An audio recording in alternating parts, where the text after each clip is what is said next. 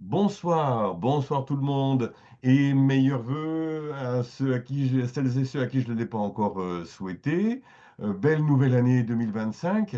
Et donc pour ce premier raconte-moi de l'année, on va le commencer en beauté puisque on le commence avec notre éternel ami et compagnon Jean Ferrat. Alors, c'est notre personnage Capricorne. On aurait pu prendre Marc Brun comme personnage Capricorne, mais tu nous aurais contredit. Mais Jean Ferrat n'étant plus avec nous, nous n'aurons pas de contradicteur, probablement, ou moins, on va dire. Alors, donc, voici le thème de Jean Ferrat, qui ne s'appelait pas Ferrat, son nom de famille, c'est Tenenbaum.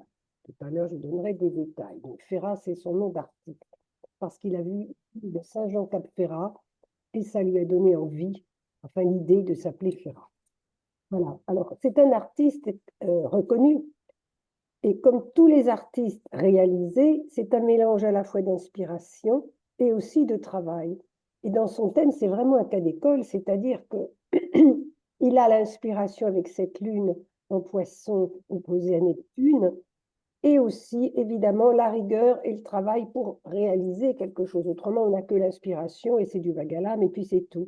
Et là, il a une forte composante capricornienne et saturnienne. Et en plus, un trigone, Neptune, enfin, Neptune, Neptune, Soleil et Saturne. Donc, c'est vraiment un cas d'école pour le mélange indispensable des deux. C'est comme Victor Hugo qui disait Dieu vous fait la grâce du premier vers, et puis ensuite, il faut continuer. Alors, cette lune, ce talent d'artiste, cette imagination, va être sextile à Saturne. Donc, on voit que les deux vont aller de pair, ils vont s'aider l'un l'autre, c'est exactement ce que je vous dis. L'inspiration, si elle n'est pas suivie d'efforts et de sueur, elle ne donnera rien. Il y aura pas, on n'en fera pas son métier, par exemple, on ne gagnera pas d'argent. Enfin, dès qu'on ne gagne pas d'argent, on se donne beaucoup de mal. Et puis, le trigone, Neptune, Soleil, pour l'inspiration d'un Soleil en Capricorne et aussi en maison 10. Alors, chaque signe est porteur, si on veut, de celui qu'il a en face, c'est l'opposition des axes.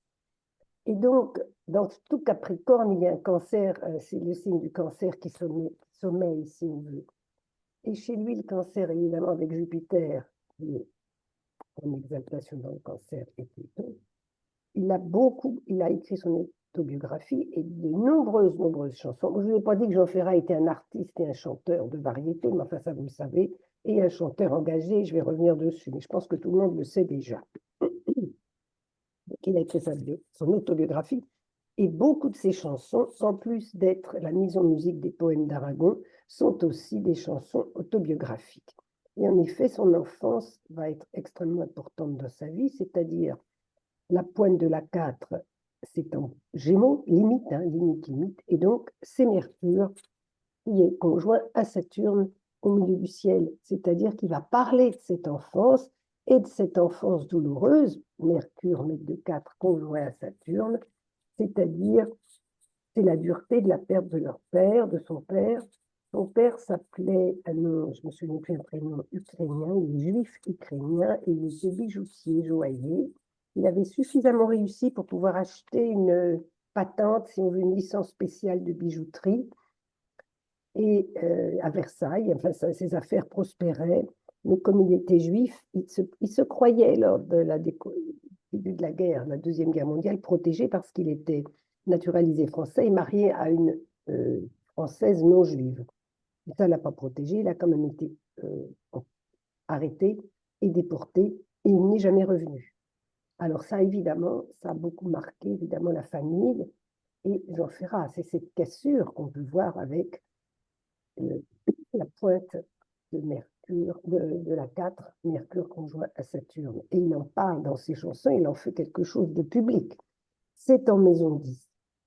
Alors, en 1940, il a le Soleil dirigé, vous voyez, sur Saturne. Donc, il commence à sentir peut-être les privations de la guerre, les rigueurs qui étaient communes à tout le monde en 40, puisqu'il est né en 30, et en 42, lorsque enfin, ils vont espérer jusqu'au bout que le père revienne, hein, mais c'est quand il a 12 ans que son père est tué en déportation, et là, sa lune dirigé arrive sur l'ascendant.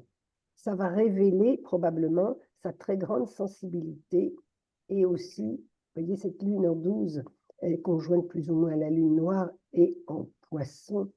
Il est obligé de souffrir pour l'autre et de s'offrir en sacrifice et d'être empathique, évidemment, les poissons. Et c'est tout son jardin secret, mais enfin, c'est pas si secret que ça, puisqu'il en parle quand même énormément. Donc, ça, probablement, ça a révélé sa sensibilité et son goût du malheur et aussi son engagement.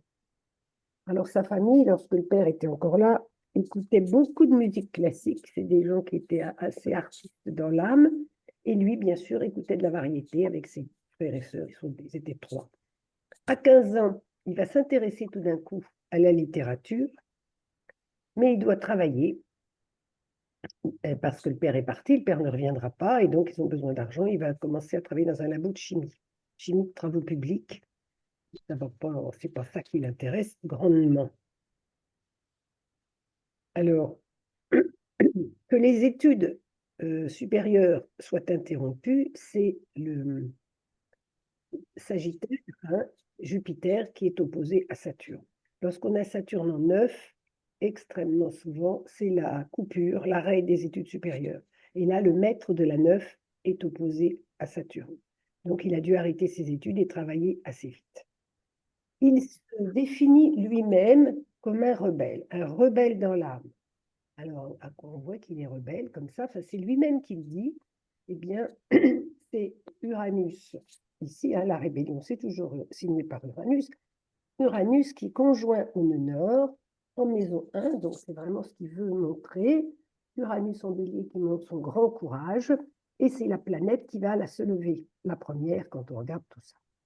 Évidemment, celle qui s'est levée d'abord, c'est la Lune, avec cette sensibilité, comme je viens de vous dire, tout à fait artistique. Alors, il veut devenir chanteur. Déjà, vouloir devenir chanteur, c'est un peu rebelle par rapport, disons que ça sort des sentiers battus par rapport à un travail plus ordinaire. Hein. Et puis, il va vouloir chanter, on a ce chiron ici, sur la cuspide de 2. Donc, il va vouloir offrir ce malheur d'enfance, ça va lui donner le sens des valeurs, de ses valeurs, et ses valeurs de rébellion et de poète et écrivain et chanteur engagé. Alors, il va faire un premier disque en 57, qui ne va pas marcher du tout, il ne va pas être connu. Et ensuite, en 61, oui. Là, à ce moment-là, il est connu. Et en 61, Saturne, qu'est-ce que je raconte moi? Ah oui, on va le prendre au sérieux à ce moment-là, en 61. Parce qu'en 61, nous arrivons au retour de Saturne, puisqu'il a 30 ans, 31 ans. Et là, ça montre que non, le Saturne va arriver sur son Soleil, et donc on va le prendre au sérieux. Les choses sérieuses commencent, on va dire.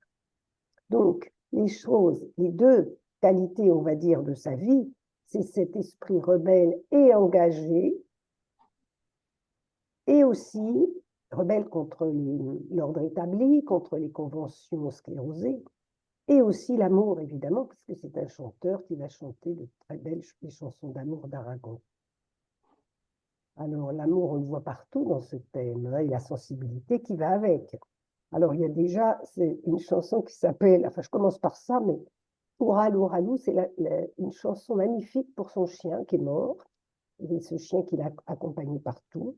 Et donc, le chien, c'est la maison 6. Et la maison 6 est en Lyon. Alors, ce chien, il était toujours avec lui. Et maître de 6, il est en 10. Je vais vous en parler. Il y a aussi l'amour de la famille. Mercure, je vais vous parler de ma famille. Je vais chanter sur ma famille, donc vous allez savoir. L'écriture, le public, Jupiter-Pluton sur la pointe de 5, il va avoir beaucoup de succès. Le public va être nombreux. Et c'est un cancer. Donc, la lune en 12, c'est mon jardin secret, mais je vous l'offre. J'ai le sens du sacrifice. Il disait que ça lui pesait beaucoup, que les gens, quand ils le croisaient, étaient familiers avec lui. Alors lui, il est très simple et très authentique. Dans son village en Ardèche, où il s'était retiré, il jouait au boule avec les gars du coin, et ces gens-là ont témoigné qu'il était vraiment très simple et très authentique. Et il le protégeait contre des visiteurs trop envahissants. mais ça le choquait qu'on le prenne pour un ami d'emblée ou qu'on soit trop familier avec lui. Ça ne lui plaisait pas. Et donc, ce nombre public, il voulait garder quand même son jardin secret, c'est sa lune noire en 12 et cette lune qui est en 12 et en poisson. Et puis cette lune en 12, ce chanteur qui parle du malheur d'aimer, hein, conjoint à cette lune noire aussi en poisson. Et vous voyez ce trigone à Jupiter-Pluton, ce très large public, il est très connu. Et puis il est aussi très amoureux et passionné, amoureux des femmes, avec ce grand trigone en eau, plein d'émotions de Vénus en Scorpion, trigone à Pluton en Cancer et trigone aussi à l'ascendant. Vous voyez ce grand trigone d'eau qui signe son thème aussi. Donc on a à la fois l'engagement politique, l'engagement pour ses idées, pour ses valeurs. Il ne peut pas faire autrement avec ce Chiron ici. Il est prêt à donner sa vie, quitte à être un bouc émissaire, au nom de ses valeurs qui sont très passionnées, puisque Chiron est en taureau, et aussi cet amour qu'il a, c'est toutes ces émotions qu'il peut faire partager. Et la lune en poisson est très empathique, il est en symbiose avec son public. C'est pour ça que ces chansons sont toutes, elles sont très faciles à retenir, si on veut, hein, parce qu'elles nous touchent. Tout à l'heure, on a failli faire chanter Marc sur la montagne et tous les poèmes d'Aragon. Alors, cette simplicité qu'il a et cette authenticité dont témoignent les habitants de son village, c'est sans doute le Capricorne. Il faisait avec peu, il ne faisait pas son pacha dans son village. Il a une belle maison en pierre, il a beaucoup de terrain, mais ça lui était égal qu'on vienne pique-niquer d'un fond sur sa terre, il s'en fichait complètement, il n'y avait pas de barrière, pas de barbelés, d'imites, ni rien du tout. Tout ça, c'est probablement ses valeurs très authentiques, c'est le Capricorne. Et Saturne qui est chez lui en Capricorne. Alors en 1972, donc à l'opposition d'Uranus, il veut reprendre sa vie en main parce que la scène l'épuise et puis le public est trop assaillant, on va dire, un peu agressif. Donc quand il est à l'opposition d'Uranus, il quitte la scène d'épuisement et il va se réfugier donc dans ce village ardéchois. Ensuite, sa première femme, c'est la mère de la fille qu'il avait adoptée, meurt d'un cancer. Et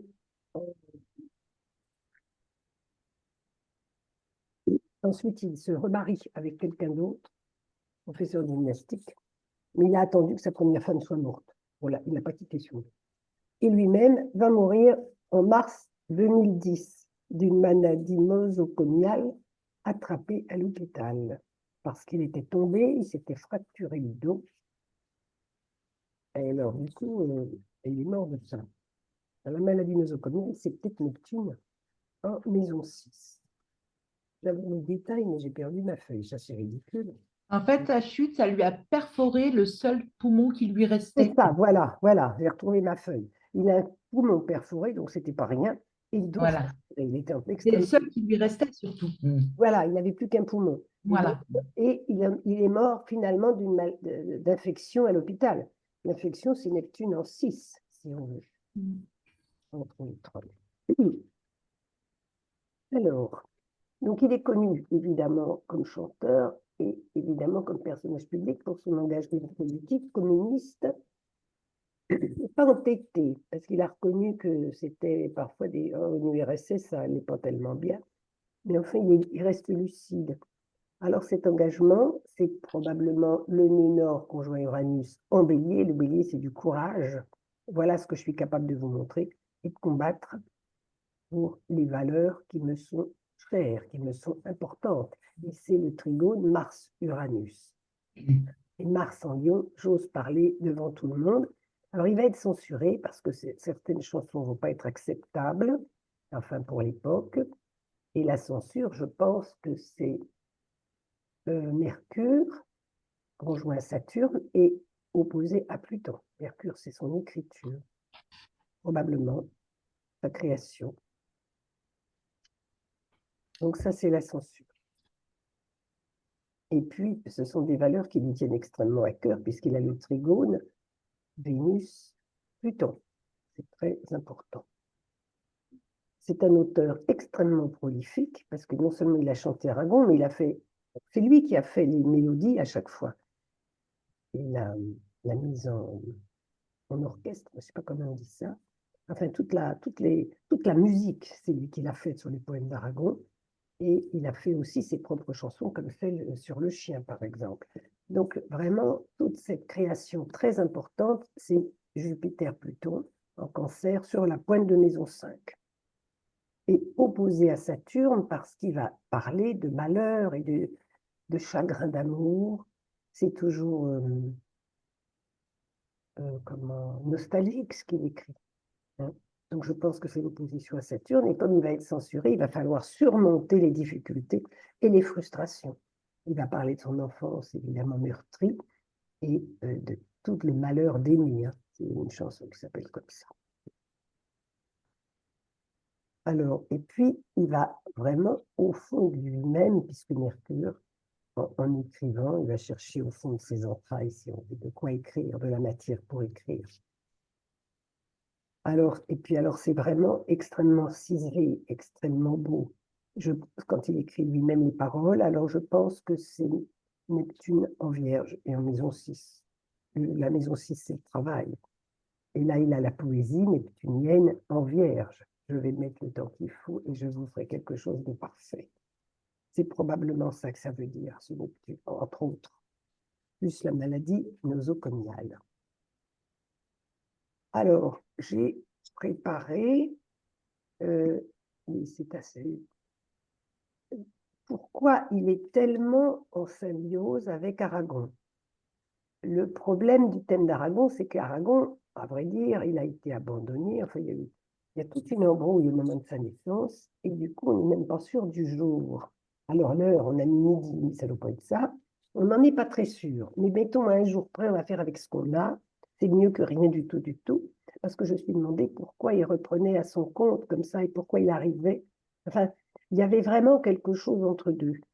Et d'ailleurs, Aragon, il l'a dit poliment, mais ça devait être quand même vrai. Il a dit poliment en public que toutes les personnes qui avaient mis ses poèmes en musique, c'était très beau.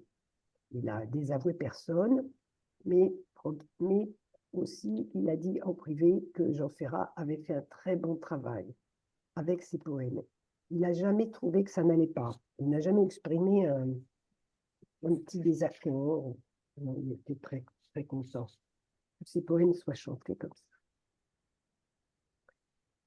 Et en plus, ça redonne à Aragon l'envie de relire Aragon, et quand ils sont en musique, c'est plus facile à retenir, si on veut, que d'avoir juste la toute seule. Alors, j'ai cherché ce qu'ils pouvaient avoir en commun pour arriver à ça. Donc, mais vous allez sûrement trouver d'autres choses avec moi. Donc, le Neptune de Jean Ferrat arrive pile, non, même pas pile, je me trompe, c'est pas pile. Il y a Vénus, Aragon a Vénus à 8 vierges et Jean Ferrat met son Neptune dessus. Donc, je vais faire de la musique sur ton art. Vous voyez, ça fait quand même à eux deux, c'est de l'encens qui monte au ciel. Voilà, tous les deux. La poésie d'Aragon, c'est bien vierge, hein, parce que c'est bien pesé, bien ciselé. Ensuite, Saturne de Jean Ferrat et sur la lune d'Aragon. Alors évidemment, si je suis à un jour près, la lune n'est plus là, hein, mais enfin, imaginons que ça va quand même. Donc, il va organiser, si on veut, avec son Saturne, l'imaginaire d'Aragon. Il faut bien que je trouve une phrase. Hein. Il ne va pas éteindre Aragon, il va le mettre, il va structurer son œuvre, son imaginaire, ici, pour en faire de la musique. Et puis, Vénus, ici, de Jean Ferrat, et sur Uranus, d'Aragon. Et donc, là aussi, il va faire des poèmes sur l'esprit rebelle, parce que Aragon était communiste et aussi très engagé avec Elsa Triolet. Donc, je vais faire de l'art, je vais faire des poèmes et de la musique sur l'engagement politique d'Aragon. Voilà ce que j'ai trouvé pour expliquer cette telle réussite et cette telle symbiose entre tous les deux. Et il prend à son compte, avec cette Vénus, les valeurs subversives d'Aragon, si on veut. Et aussi sur le Saturne, je vais ajouter de la beauté à ta poésie. Il aurait pu lui dire ça, avec la musique. Est-ce que vous voyez d'autres choses entre les deux?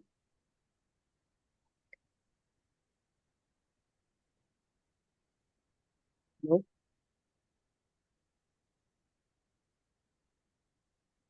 Allez-y, la Chiron, Jean Ferrat à Chiron, un peu loin de la lune noire d'Aragon, mais peut-être qu'il y en a une autre par ici. C'est bien possible qu'ils se retrouvent sur cette souffrance tous les deux. Aragon est obligé d'écrire avec la lune noire ici. Je vais écrire sur l'amour et moi je vais prendre cette douleur à mon compte. On pourrait mettre ça comme ça, si on voulait. Hein? Le Chiron de Jean Ferrat est opposé au Chiron d'Aragon. Aussi, oui, oui, oui, oui.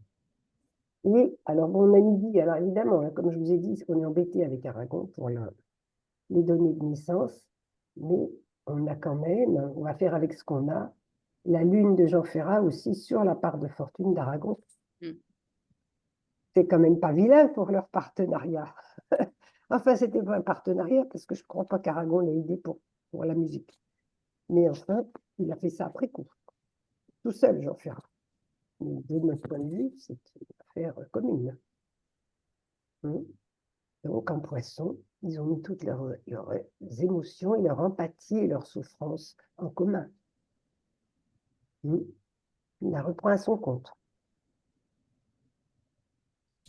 Vous avez d'autres choses, ou même seulement sur le thème de Jean Ferrat?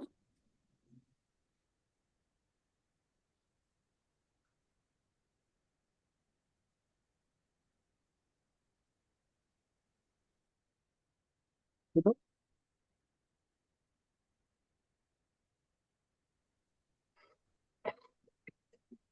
Je ne sais pas si... m'entendez-vous? Oui, oui, oui, Oui. oui, oui. Euh, je ne sais pas si vous l'avez... mais en tout cas, j'ai vu sa Vénus en Scorpion en maison 8.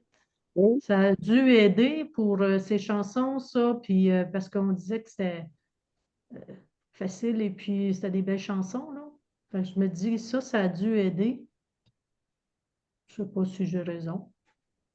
Ça allait chercher des émotions très fortes et très loin.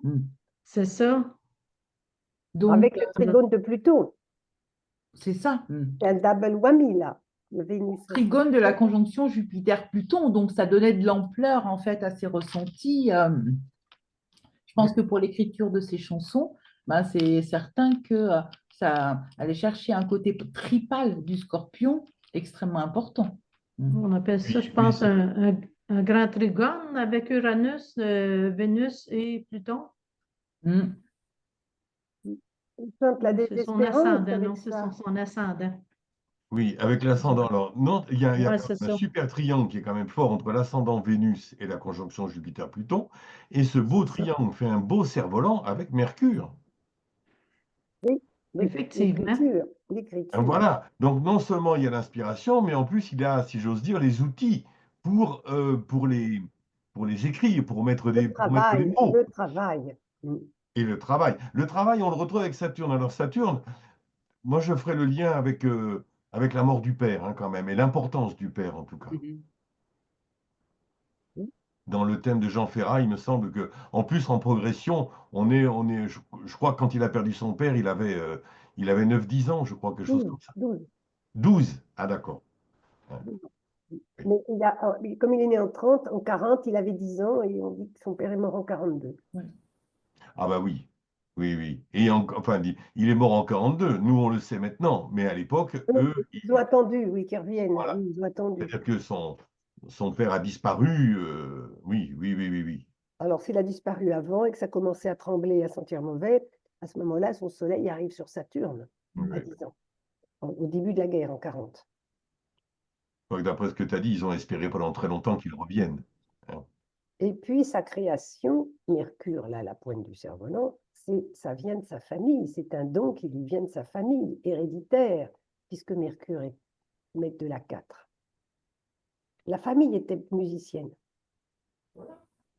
mélomane, on va dire. Ils appréciaient la musique, on jouait de la musique chez eux.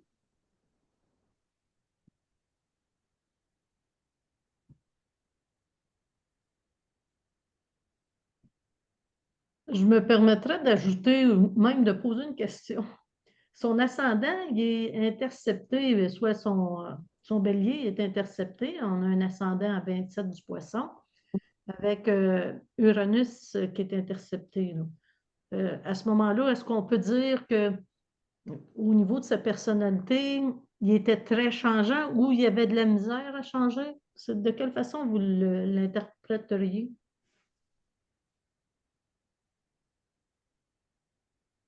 Peut-être qu'il n'osait pas se montrer rebelle au début, puisque c'est intercepté. Peut-être que c'était difficile de montrer ça, parce qu'en plus, le maître du bélier, il est quinconce à la lune. Alors, est-ce que je vais oser monter au créneau? La lune, elle est meurtrie, elle est pleine d'émotions, maison 12, elle est empathique, elle est souffrante et sacrificielle. Et puis ce Mars en Lion, il en veut, hein? Il en veut, mais est-ce que je vais oser avec le quinconce? Ça ne va pas ensemble si on veut cette lune en poisson tellement souffrante et vulnérable et la fierté de ce Mars en Lion. Et Mars en Lion, c'est lui qui va oser révéler Uranus en bélier et donc sortir Uranus de l'interception si on veut. C'est pas si facile. Hein? On sent qu'il n'était pas très, il n'avait pas forcément beaucoup confiance en lui, hein. Déjà que il n'était pas spécialement expansif, et pas confiance en lui. Mais après, on retrouve avec Uranus, je trouve le côté rebelle, évidemment, hein, mais il avait aussi un côté indépendant. Au niveau des amours, il avait besoin d'être amoureux, il avait besoin qu'on l'aime, mais il était aussi relativement indépendant en amour, hein. Il a eu plusieurs amours. Au moins deux. Je sais pas après, je ne sais pas, mais au moins deux. Euh, il- il- oui, oui, oui. Enfin, plusieurs, oui. Quand je dis plusieurs, c'était pas un papillon, on est bien d'accord, hein. Oui, oui, oui, oui, tout à fait, tout à fait. Mais oui. Je pense qu'il est sa femme, la femme avec qui il était quand il est décédé, il l'a épousée, il l'a fréquentée alors qu'il était encore avec Christine. Oui, Et il oui, a oui, attendu que Christine décède pour épouser C'est exactement ça, oui, son oui, oui. histoire. En fait, on parle même, comment dire, d'amour libre. Donc, avec Christine, sa première femme, ils continuaient enfin, d'avoir en commun la maison d'Ardèche, d'Entraigues. Et lui, il commençait à fréquenter Colette, sa deuxième femme, mais qu'il n'a épousée que à la mort de Christine Sèvres. Il a adopté la fille de Christine Sèvres, comme la sienne. Exactement. Et quand on entend cette femme parler de Jean Ferrat, c'est juste magnifique. Il y a très longtemps, j'avais vu une émission voilà, sur Jean Ferrat où cette fille qu'il a adoptée chantait pour lui Aimer à perdre la raison. Et elle lui fait vraiment voilà, une déclaration d'amour. Et elle dit, c'est le meilleur père que j'aurais pu avoir.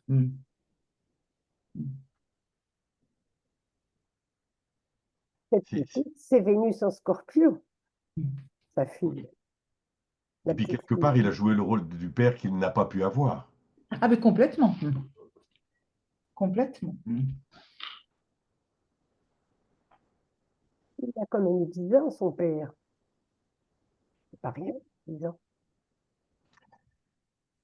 Ah, c'est mieux que rien du tout.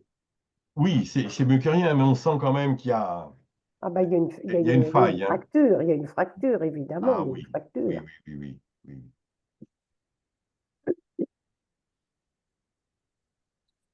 Et puis quand même aussi, alors peut-être cette interception d'Uranus, le bélier, il s'appelait Tenenbaum, il n'a pas chanté sous son vrai nom. Mm. À la guerre, au moment de la guerre, il y avait de l'antisémitisme, et pour cause. Et, enfin, le résultat, c'est que leur père a été déporté. Puis après la guerre, ça ne devait pas non plus être tellement joyeux. Donc il y a quand même cette dichotomie. Qui suis-je? Parce qu'il a changé 3 fois de nom. Il y avait un autre nom de scène, mais ça ne marchait pas. Alors, il a pris Ferrat. Finalement, ça a décollé avec ce nouveau nom. Mm. C'est Et vrai visiblement, qu'il il a pas mal ramé avant que ça décolle, hein. Mm. Que ce soit pour d'autres, que ce soit pour lui, il a côtoyé tout un tas de gens, mais il a Et été dans l'ombre, ça a été la galère pendant très très longtemps. a commencé à 31 ans, Ouais. alors qu'il a toujours Saturne, aimé c'est le chanter. Capricorne. Mm. C'est ça. Il a fallu le retour de Saturne, Mm. là-haut, enfin oui, sur son soleil, puis après sur lui-même, pour qu'il soit remarqué finalement, et que ça marche, qu'il ait du succès. Et qu'il en fasse sa vie, enfin qu'il puisse en vivre, c'est surtout ça. Alors, c'est peut-être aussi ce changement de nom, ça ne devait pas être simple du tout. Je À un moment, m'excuse. la guerre de Est-ce Capricorne que, Nouveau, oui, excusez. oui, oui, vas-y, Est-ce vas-y. que, est-ce que son Mars rétrograde a fait aussi qu'il a commencé tard sa carrière? Ah, tu veux dire que ça l'a retardé? Moi? Parce que, tu sais, son Mars, c'est rétrograde à la Oui, naissance. oui, oui, oui, Fait- oui, oui. Mm, Puis il est en maison 6 qu'il travaille. mm. Ça peut avoir eu un impact sur le début de sa carrière. Il a quand même 4 planètes rétrogrades, hein, parce que Ouais. Jupiter, Pluton, Mars et Uranus sont rétrogrades.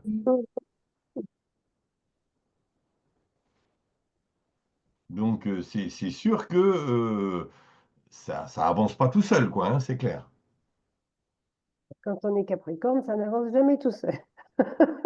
Il y avait qu'un Saturne en domicile de signe et domicile de maison. Moi, je pense qu'effectivement, il y a quelque chose de cet ordre-là. Mm. Mm.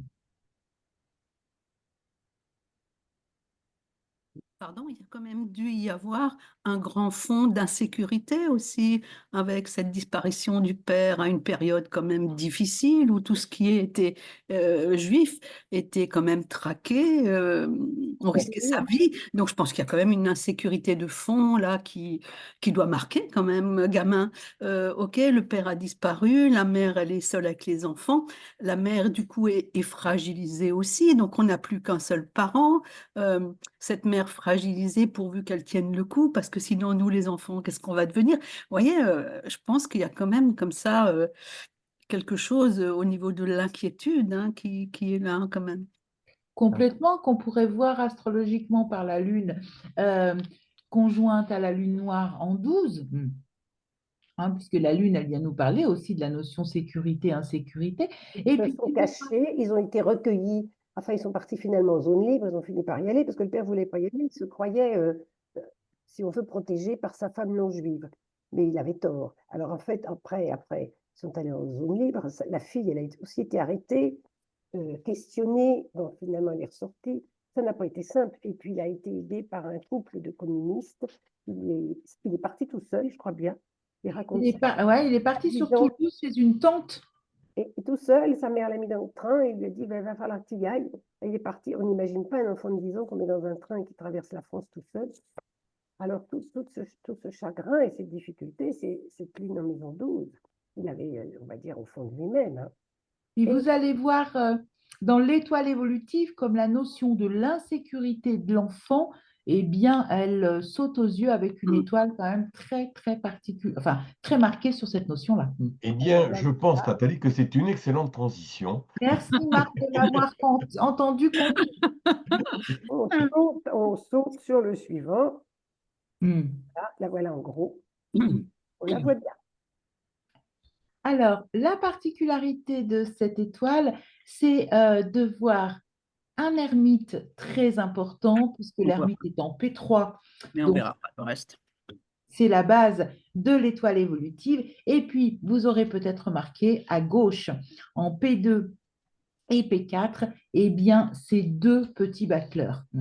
Alors, je dis les deux petits battleurs, puisque le battleur, c'est vraiment l'arcane qui représente l'enfant. Et il va se trouver dans l'étoile évolutive de Jean Ferrat à ce qu'on appelle des postes de manque, c'est-à-dire des postes qu'on va trouver par une soustraction, alors que les autres, on les trouve par une addition. Et c'est des postes qui viennent nous parler de blessures. Donc là, c'est extrêmement clair. Eh bien, la blessure d'insécurité de l'enfance, chez Jean Ferrat, elle est doublement marquée Un seul battleur, enfin un battleur en P2 ou en P4 aurait suffi, mais un battleur en P2 et en P4, donc là, ça vient vraiment accentuer les choses. Bien sûr, ça vient nous parler aussi de la nostalgie de l'enfance. Il y a une notion, c'est très rare, les étoiles évolutives avec deux battleurs en P2 et P4. Mais j'en ai vu quelques-unes malgré tout, et ça nous laisse l'idée d'un Peter Pan, en fait, de quelqu'un qui n'a jamais véritablement quitté l'enfance. Alors souvent, par un épisode, comment dire, traumatique, ou alors ça peut être l'inverse, hein, par une enfance, comment dire, tellement idéale qu'il y a une partie de lui, plus que n'importe quel être humain, parce que je suis convaincue que nous, les adultes, eh bien, voilà, on est toujours connectés à une partie de notre enfance, mais avec deux battleurs, eh bien, voilà, c'est quelque chose d'encore plus marqué. D'ailleurs, il le dit lui-même, nul ne guérit de son enfance. Hein, c'est une de ses chansons, nul ne guérit de son enfance. Et dans des interviews qu'on voit de lui, ben, bien sûr, on le questionne toujours sur ce trauma qu'il a vécu enfant, de voir son père arrêté, déporté, et puis d'attendre son retour et de ne savoir qu'en 1945 que son père ne reviendra pas. Mais il dit, bon, ok, moi j'ai vécu ça, mais quoi qu'on ait vécu, dans tous les cas, tout le monde un jour a rendez-vous avec son enfance. Donc voilà, quand on commence à dire tout le monde, eh bien, c'est qu'en fait, ça, c'est tellement présent en lui que pour lui, c'est évident qu'on reste toujours attaché à son enfance. Alors, en parlant de ces deux battleurs, eh bien, si on les additionne tous les deux, ça va nous donner une papesse, donc une et peut-être, comment dire, la blessure, une blessure papesse, c'est une blessure d'avoir été cachée. Et on sait que pendant la guerre, voilà, il a été notamment caché par des militants communistes. Euh, et puis, ce qui peut lui donner, enfin, ça rejoint cette lune noire en 12, ce goût, en fait, pour son intimité, pour quelque chose voilà, de préserver, sans dire forcément que ce soit secret, mais en tous les cas, voilà, de préserver. Donc, on a un ermite au poste 3, comme j'en parlais. Alors, je ne sais pas si c'est uniquement chez moi, mais moi, je ne vois pas l'étoile en entier et je ne vois pas l'ermite en bas. Mais bon, moi, je sais qu'il y est. Hein, donc, si vous la voyez, il n'y a pas de souci. Moi, je le vois, mais je suis peut-être bien placée. Donc, l'ermite, c'est vraiment l'arcane qui est très saturnienne, qui est en lien avec le Capricorne, donc qui vient nous parler bien sûr de l'amour des montagnes, l'amour de la nature. Et si il s'est retiré en Ardèche, et bien sûr, c'est qu'il y avait profondément cet amour-là. Je suis d'accord, comment dire, que cet ermite, ça parle aussi de ce trauma de la mort du père qui a aussi conditionné en quelque sorte son enfance. Comme Marc le faisait remarquer, bon, le Capricorne nous renvoie bien sûr, comment dire, à la vieillesse et l'ermite aussi. Et c'est lui, voilà, qui a composé la musique de la chanson Mon Vieux de Daniel Guichard. Voilà, il y a toute cette notion-là. Et puis l'ermite, c'est vraiment éclairer le passé. Dans l'ermite, il y a une profonde nostalgie, il y a un devoir de mémoire extraordinaire. Et il raconte une anecdote. Un jour qu'il est sur une plage, il y a une petite fille qui voit en fait des vestiges de la guerre et elle demande à ses parents, c'est quoi ça? Et les parents disent, ben, on ne sait pas, c'est rien du tout. Et ça l'a complètement horrifié parce qu'il se dit, mais bon sang, c'est des vestiges de la guerre. Et si à cette petite fille, on lui dit que c'est rien du tout, mais elle est où, comment dire, la mémoire de ces milliers d'hommes qui sont morts pour qu'on puisse vivre voilà, quelque chose de mieux. Alors bien sûr, hein, son côté idéaliste particulièrement profond. D'ailleurs, quand on voit Son poste 1, c'est talent, c'est un jugement. Donc le jugement, alors c'est le goût pour la musique, hein, bien évidemment, mais c'est aussi le porte-parole, l'éveilleur de conscience. Donc son étoile évolutive va proposer deux jugements, celle du poste 1 en bas à gauche et puis celle au poste 13 dans sa colonne de lumière. Alors, on a pour habitude, comment dire, de dire quand il y a deux arcanes identiques, c'est une dualité. Donc, on va les additionner. Le jugement, c'est l'arcane 20. Donc, si on les additionne, ça fait 40. 40, eh bien, ça nous ramène à 4 et c'est là où on rencontre la censure, en fait, parce que c'est un auteur, compositeur, interprète qui a été énormément censuré.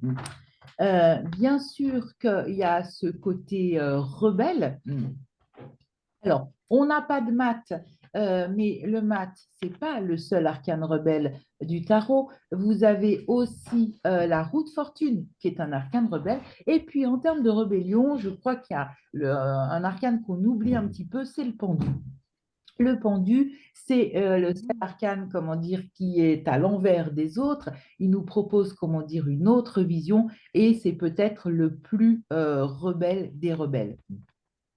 D'ailleurs, par rapport à ça, il y a une petite anecdote enfin, puisque le pendu, son art, c'est d'inverser les choses. Donc, sa chanson Nuit et brouillard, bon, bah, je pense qu'un grand nombre d'entre nous la connaît et évidemment, elle est absolument magnifique. Nuit et brouillard, c'est quand même un sacré coup de maître du pendu parce que à la base, nuit et brouillard, c'est alors en allemand, bon, je ne parle pas du tout allemand, hein, mais c'est Nacht und Nebel, donc NN, et c'était le nom de code des directives qui ordonnaient la déportation des ennemis ou des opposants du Troisième Reich. Et lui, en fait, il a repris en français le même, comment dire, nom pour donc Nuit et brouillard pour en faire cette chanson magnifique qu'on connaît. Donc voilà, cet art d'inverser les choses aussi. Alors bien sûr, on verra les deux amoureux, notamment l'amoureux du poste 5, mais bon, bien sûr celui du poste 12 aussi, qui fait le grand amoureux qu'il est et aussi bien sûr l'homme d'engagement. Avec en plus deux justices, celle du poste 6 et celle du poste 14, qui nous parlent de sa soif de vérité, d'engagement social et politique. Et oui, enfin, j'allais dire je pense, mais non, c'est pas que je pense. Il a été profondément déçu aussi de son idéal communiste, hein, puisque dans son album qui s'appelle La jungle ou le zoo, eh bien, il va fustiger aussi bien la société capitaliste, hein, bien sûr, mais aussi les socialistes du bloc soviétique qui envoient mourir des gens au fin fond de la Sibérie. Donc, voilà, je pense que c'est un grand idéaliste, mais quand il a vu ce que ça donnait dans la réalité, eh bien, évidemment que la déception, elle a été profonde. Le monde du poste 9, je pense qu'il a illustré de plein de manières, comment dire, ce monde qui favorise la différence. Donc, bon, bien sûr, hein, il a lutté contre le racisme, la xénophobie. D'ailleurs, il dit que le racisme, c'est ce qui fait retomber l'homme dans sa condition animale. Et puis, c'est un artiste complet au niveau de l'expression. C'est bien ce que vient nous dire Le Monde, puisqu'il est auteur, compositeur, interprète. Et puis, l'arcane du monde, c'est souvent le fait que ce qu'on a pu faire survit bien au-delà voilà, de notre mort. D'ailleurs, comment dire, la preuve, c'est ce personnage qu'on a choisi pour un personnage Capricorne. L'année de sa mort, donc en 2010, eh bien, à la fête de l'UMA, qui était en 11 septembre 2010, eh bien, voilà, on lui rend un hommage majestueux. Et puis, c'est là où je voulais revenir par rapport au monde, donc c'est-à-dire aux autres pays. En janvier 2011, lors de la révolution tunisienne, eh bien, c'est quand même un air de liberté, une aussi de ces chansons qui va vraiment passer en boucle pendant cette révolution tunisienne. Donc, et puis je pense que ce monde du post-neuf, eh bien, c'est que tout le monde qui a vécu la période, fin, la deuxième partie du XXe siècle, eh bien, ces chansons, voilà, elles parlent à tout le monde quand on a cette sensibilité des mots. Mais dans tous les cas, on parle de Jean Ferrat. C'est bien évidemment, il est connu de tous. Donc voilà ce que je pourrais dire par rapport à… Alors bien sûr, son inspiration de sa lune poisson, c'est sa tempérance qui est au poste 16. Euh, tempérance et jugement, en fait, il a tous les arcanes qui contient des anges, c'est-à-dire l'amoureux, c'est un arcane où il y a un ange. Le jugement, eh bien, c'est l'arcane angélique par excellence. Tempérance, ben, elle est elle-même un ange. Et donc, bien sûr qu'il y avait une inspiration, je dirais une inspiration divine. Alors, j'ai remarqué dans le public des personnes, je ne citerai pas de nom, mais de l'étoile évolutive. Donc, c'est génial parce que je vous vois sourire, les filles de l'étoile évolutive. Donc, si vous avez des questions à poser ou que vous voulez enrichir mon interprétation par une des vôtres, eh bien, évidemment, c'est avec grand plaisir. Moi, je dirais que le jugement, en un, il me fait penser, c'est lui qui a fait quelque chose de neuf avec Aragon. Parce que qui se promène dans sa poche en lisant les poèmes? Oui, C'est très élitiste d'avoir le livre des poèmes d'Aragon dans sa poche et de les lire dans le métro. Mais par contre, le fredonner, c'est autre chose. c'est Et ça. les yeux d'Elsa, alors on les chante.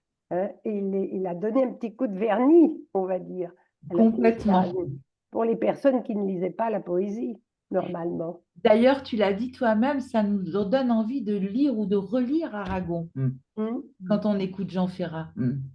Oui, oui. Donc je pense que c'est le jugement aussi. Complètement. Pardon, je me demandais aussi, donc en P1, on a ce jugement et il y a une notion de renaissance, de résurrection. Est-ce que du coup, ça lui a permis un petit peu, ça fait un peu résilience aussi par rapport aux souffrances de l'enfance, de pouvoir transcender ces textes d'Aragon et de les mettre en musique, d'accéder à autre chose? Voilà, peut-être, je ne sais Oui, pas. moi je pense aussi qu'effectivement, ça fait un effet vraiment de résilience par rapport à ces blessures du passé. Mhm. Est-ce que, pardon, est-ce que cette étoile en P11, qui est également un poste de manque, est-ce que, qu'est-ce qu'elle pourrait signifier, cette étoile-là? Alors moi j'y ai vu quelque chose, ben, c'est l'étoile juive. Ouais. Ah ouais, oui, oui, bien sûr, Si tu bien veux, sûr. P10 et P11, alors c'est la blessure d'humiliation, l'étoile. Euh, Ouais, Dans ouais, cette bien sûr, l'étoile jaune. P11, on a l'étoile. Euh, on sait que ben, le père, il part à la préfecture et il revient avec 5 étoiles voilà, pour chacun de ses enfants. Mm. Dans un poste aussi difficile que celui-ci et en plus dans un poste transgénérationnel, donc effectivement d'un père juif, eh bien je pense que cette étoile, c'était l'étoile jaune. Ouais. Et en plus, si on prend, je veux dire, l'arcane étoile, où cette femme, elle est dans son authenticité, dans sa nudité, euh, voilà, je suis comme ça voulait peut-être dire qu'ils n'avaient plus le droit d'être ce qu'ils étaient parce que c'était dangereux. On est juif, on a notre étoile jaune, voilà, à la limite, voilà, on est ceux qui doivent se faire tout petits parce qu'on risque la mort. On n'a plus le droit d'être dans notre authenticité. C'est tout à fait ça. Alors, C'est ça. c'est impressionnant et hyper émouvant ton interprétation parce que tu en reviens à quelque part à la même interprétation que moi, Mhm. avec, alors toi avec l'étoile et moi j'aurais dit la même chose avec ces deux battleurs. Tu vois, le deux battleurs, c'est l'enfant, donc on est tout petit.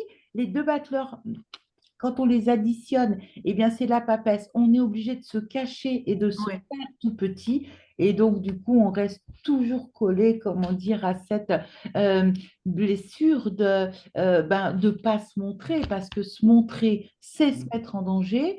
Euh, et d'ailleurs, comment dire, c'est bien sûr un chanteur qui n'aimait pas, bah, quand on l'entend hein, critiquer, comment dire, les chanteurs à la mode qui faisaient le buzz de l'époque, etc.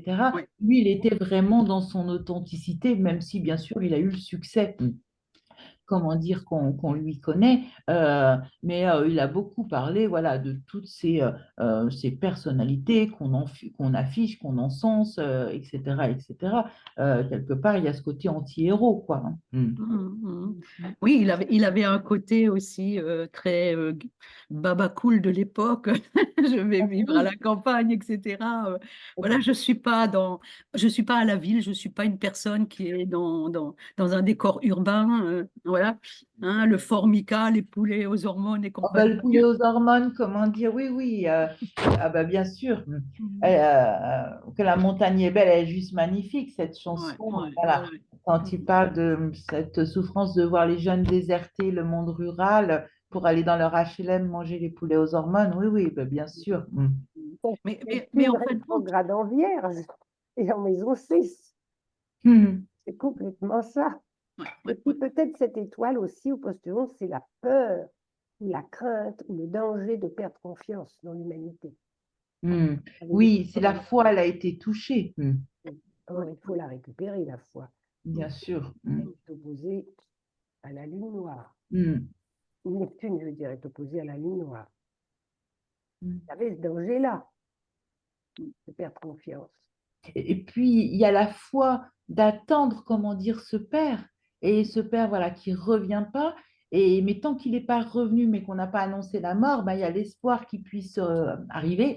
Et puis, à un moment donné, le verdict qui tombe, voilà, ben, il est mort. Donc, du coup, je pense que ça vient vraiment toucher la foi quand on Ouais. l'a eu pendant longtemps et que on s'aperçoit, enfin, qu'il y a un verdict qui tombe qui nous dit que ben, non, il ne reviendra pas. Mhm. Mm. Est-ce que, Bah, moi, je suis inconditionnelle de Jean Ferrat, donc c'est vraiment un personnage qui me fait vibrer à tous les niveaux. Mm. Oui, effectivement, c'est très émouvant ces parcours de vie finalement. Hein. Complètement. Mm. Mhm, mhm. Puis on voit un beau diable, comment dire, chez Jean Ferrat, même si c'est pas un arcane visible, un arcane secret très important qui est l'addition P3 et P5. Si on additionne l'ermite arcane 9 de P3 et l'amoureux Et de l'amoureux. P5, ça nous donne un diable. Donc sa promesse de vie, c'est vraiment ce côté vibrant qui émanait de lui et puis qui a fait vibrer énormément de monde et qui continue à faire vibrer beaucoup de monde. Oui. Oui, et puis dans le diable, il y a aussi un côté dérisoire de la modernité, mais bon, Complètement. on y a tous foncé à un moment donné parce que c'était un mieux-être par rapport à des conditions de vie qui pouvaient être plus difficiles. Voilà, ça nous apportait des facilités. Et puis, bon, on voit où on en est aujourd'hui. Voilà. C'est le miroir aux alouettes aussi. Hein, voilà. C'est l'humour qu'on peut avoir sur le miroir aux alouettes. Mm. Ouais, ouais. Il y a chez lui quelque chose d'authentique et de profondément humain. Et je pense que c'est ça qui le rend, entre guillemets, intemporel, quoi. Oui. Mm. Mhm. Complètement. Mm. Mhm. Est-ce que, pardon, son P15, c'est un pendu, hein? Mm. C'est un pendu. Il y a cette notion d'abandon là aussi. Le Hein? sacrifice, Hein? comme Catherine parlait, sacrifice, mais du côté très rebelle. Et ce pendu, il est extrêmement puissant Oui, puisque vous verrez qu'il est encadré d'un champ magnétique, c'est-à-dire oui, qu'il est entouré d'une justice et de tempérance. C'est ouais. deux arcanes qui font C'est 14, 22. 22. La Ouais. justesse équilibrée. Et je pense qu'il a toujours recherché eh ben, la justesse, la justice, ça bien sûr, mais l'équilibre aussi. Ouais, ouais. Mhm. D'ailleurs, quand ben, sa belle-fille disait, mais les agendas de planning, c'était juste l'horreur, comme c'était rempli. Et à un moment donné, ben, il n'en pouvait plus. Donc, du coup, voilà, il décide de se retirer. Je pense bien sûr qu'il a toujours cherché l'équilibre. Tempérance, on le voit beaucoup dans les arcanes secrets, c'est le chemin offert, l'addition de P5 et de P6, hein, donc 6 et 8. C'est aussi l'ancrage karmique, donc entre l'ermite de P3 et ce pape de P10. Et puis, le tempérance, eh bien, si on le relie à la santé, c'est les poumons. Et ben, je crois que depuis tout petit, il était malade parce qu'il n'avait qu'un poumon.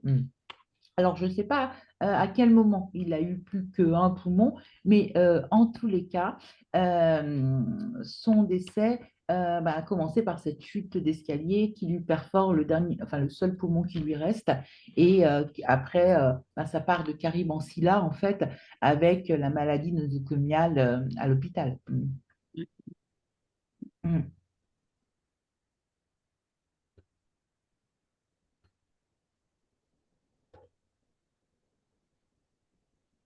C'est quand même quelqu'un qui a été mis au même niveau que Léo Ferré, Jacques Brel, Brassens. Ben oui. Voilà, c'est quand même, derrière cette simplicité, l'authenticité, il y a quand même un personnage qui est, enfin, je veux dire, il n'y en a pas beaucoup qui sont aussi hauts, quoi, hein. C'est ça. Oui, Il oui, fait vraiment partie de ces hommes, enfin, je dirais, remarquables de cette époque. Mm. oui. Pour l'enterrement, pour son enterrement, je crois que c'est Isabelle Aubray qui avait réussi à faire chanter la montagne après 5000 personnes qui étaient présentes. Ça a dû le faire, hein, quand même, hein. Son, C'est son c'est ent- très fort, c'est très fort. son enterrement, c'était quelque chose juste d'incroyable. Alors, bien sûr, il y avait le maire d'Entraigues, Isabelle Aubray qui chante C'est beau la vie. En sachant que, alors, Isabelle Aubray, ça a été une femme extrêmement importante dans la vie de Jean Ferrat, et Jean Ferrat a été extrêmement important pour elle, en termes, j'allais dire, de complicité artistique et amicale. Mm. Et je ne sais plus en quelle année, Isabelle Aubray a eu un accident de voiture très grave. Et Jean Ferrat a écrit la chanson C'est beau la vie pour elle. Et elle, c'est elle qui la chante cette chanson que Ferrat lui avait dédiée lors de son enterrement. Je trouve ça juste majestueux, enfin, ce retour des choses. Et puis oui, réussir de faire chanter X personnes, faire chanter La Montagne, qui est sans doute la chanson la plus connue de Jean Ferrat. Mm.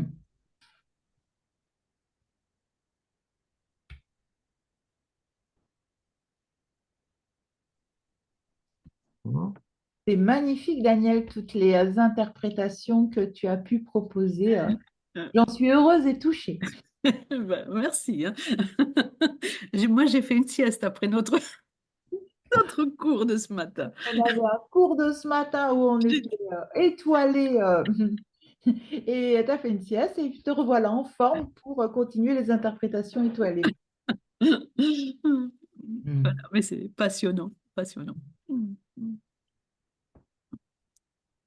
Mhm.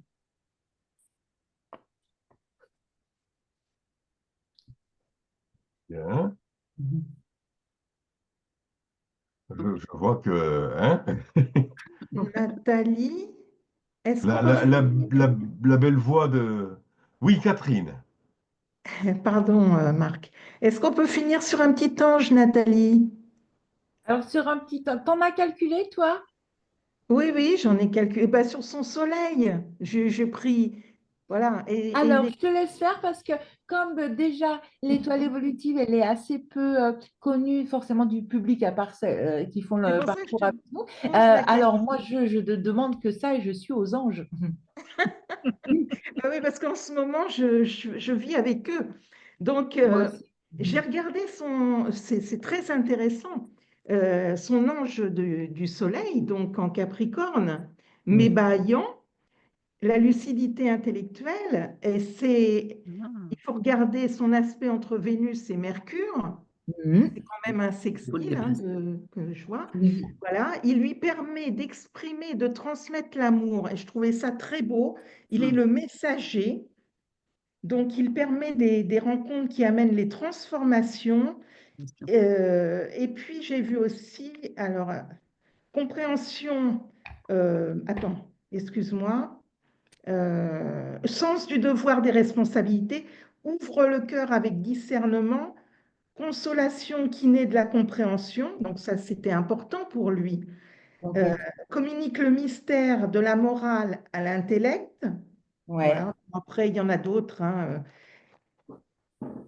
engagement, etc., etc. Donc, je ne Mais veux pas aller plus effectivement, loin. si on doit retenir quelque chose de cet ange Mébaya, qui est l'ange 55 dans les 72 anges de l'angéologie, Voilà. et qui représente le soleil de Jean Ferrat, eh bien, ça lui permet d'exprimer et de transmettre l'amour. Il en est le messager. C'est ça. Et l'amour sous toutes ses formes, l'amour de l'humanité, l'amour de l'espoir qu'il a mis en l'avenir, l'amour des femmes, l'amour de la vie, l'amour sous toutes ses formes. Exactement. Merci beaucoup, Ouais. Catherine. Moi, je trouvais que c'était bien pour la fin.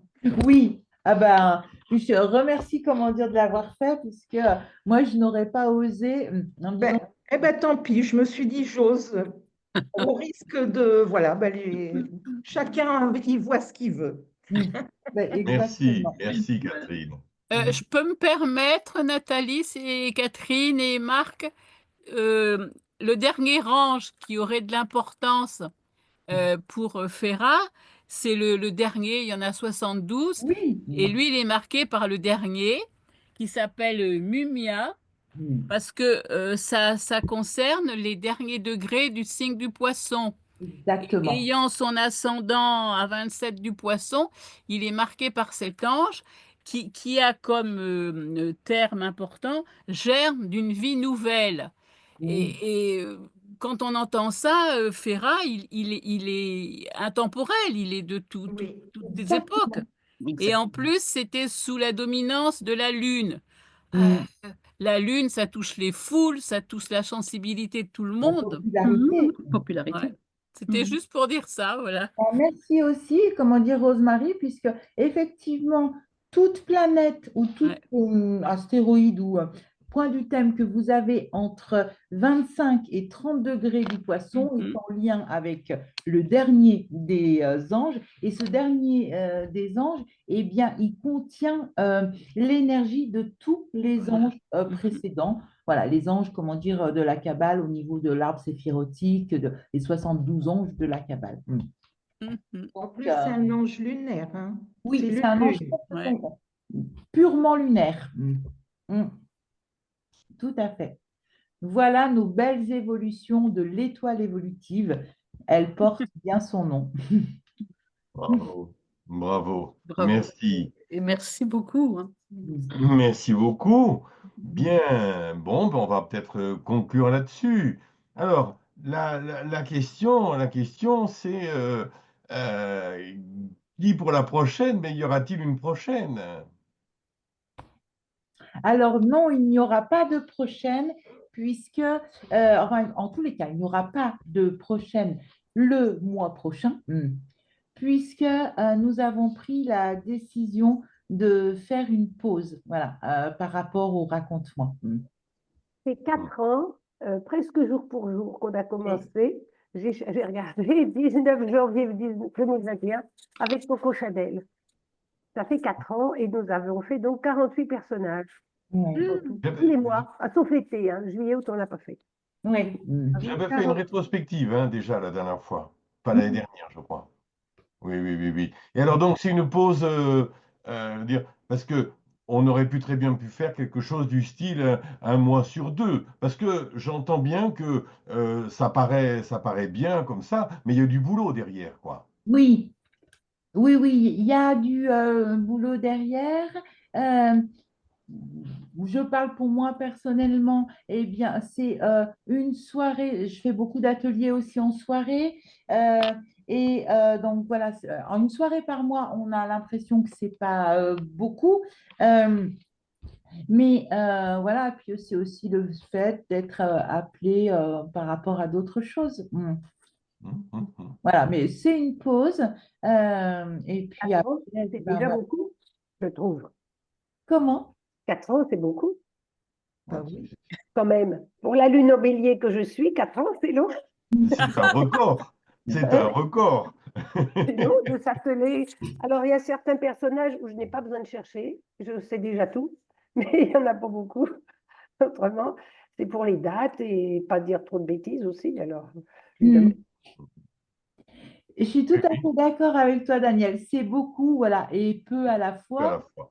Oui. puisque de toute façon, Catherine et moi, on adore les biographies, ça c'est certain. C'était un plaisir, voilà, à chaque fois de passer du temps pour chercher des détails de la vie de nos personnages. Et puis, voilà, il y a un moment donné où on s'autorise une pause. Voilà. Une pause. Oui, donc le fait de faire ça, par exemple, un mois sur deux, ça n'irait pas non plus.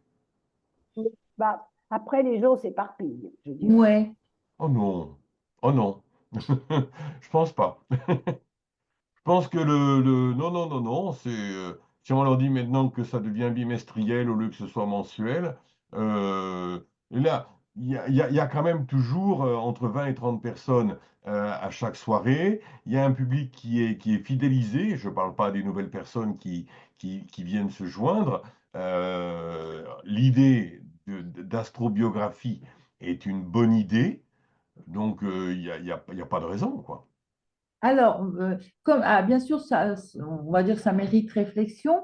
Euh, Moi, ce qui me paraît très peut-être envisageable, c'est un par trimestre Mhm. pour lancer, comment dire, une saison. Éventuellement, mais bien sûr, c'est à réfléchir, comment dire, enfin, c'est à réfléchir déjà avec moi toute seule, on va dire, avec moi et moi-même, parce que voilà, moi, mon côté bélier, enfin, le bélier va être hyper spontané et donc voilà, déjà voir si par rapport à moi c'est possible et de voir comment dire ensuite un par trimestre. Ouais. Disons qu'un par trimestre, ça serait bien parce que si on attendait par exemple la rentrée pour recommencer ou je sais pas quoi, l'apnée risque d'être un petit peu longue quand même, tu vois. Ben, ça ferait si. Alors, je mets bien Ouais, comment dire, la conjugaison conditionnelle, hein, puisque là, on est sur mon élan bélier spontané tout à fait. Bon, de enfant toute aussi. façon, on reste en contact Oui, bien et sûr. une fois que vous avez mûri un petit peu ces réflexions, eh ben, je suis ouvert à vos propositions. Si on Très adoptait gentil, en tout l'idée, cas. ça serait, comment dire, un au printemps maintenant. Voilà, hein, on irait sur le mois d'avril par exemple pour le deuxième trimestre 2025. Oui, ce qui serait sympa. Bon, en tout Ah, cas, merci, merci déjà pour la soirée, pour cette soirée-là maintenant, mais merci aussi pour les 4 années. Hein, tu as dit que Oui, ça faisait rendez-vous. 48, raconte-moi. les 46 racontements, voilà, près de 50 48. rendez-vous. 48. C'est pas rien quand même. Merci beaucoup et surtout de les avoir portés avec autant de brio, de talent et de gentillesse, de générosité Merci aussi pour le partage de savoir. Moi, vous savez très bien que c'est important pour moi ce partage de savoir et vous, grâce à ces ateliers, vous y avez grandement contribué. Merci, merci, merci. Merci à toi et merci à tout le merci à monde, à toi, nos Marc. auditeurs, toujours très aimables, très gentils. Oui. Non, puis nous Et, montrer aussi qu'après 4 ans, on nous sent cette proposition, et bien que 4 ans, bah, c'est peu, mais beaucoup à la fois, mais qu'on en veut encore. Donc, du coup, c'est agréable à ressentir, à entendre. Donc, C'est très merci. aimable, c'est très Ouais. aimable. voilà, voilà. Et merci à vous tous, le public, d'être là aussi. Oui, Mm. d'être présent, d'être fidèle, Oui, d'être intelligent et pertinent dans vos questions et vos remarques. c'est ça. C'est important d'avoir un public, d'avoir un bon public, c'est un public de qualité, ça fait toujours plaisir aussi. Donc merci à tous ceux qui ont participé. C'est de l'aide surtout. Ouais, Oui, complètement. oui, Vraiment, de profonds remerciements. Un grand merci. oui, oui, oui, oui, oui. Merci beaucoup. Bon, eh bien, écoutez, rendez-vous donc maintenant au trimestre prochain, j'espère. Quoi qu'il en soit, Passez d'agréables moments, prenez soin de vous et vive l'astrologie et à très bientôt, j'espère.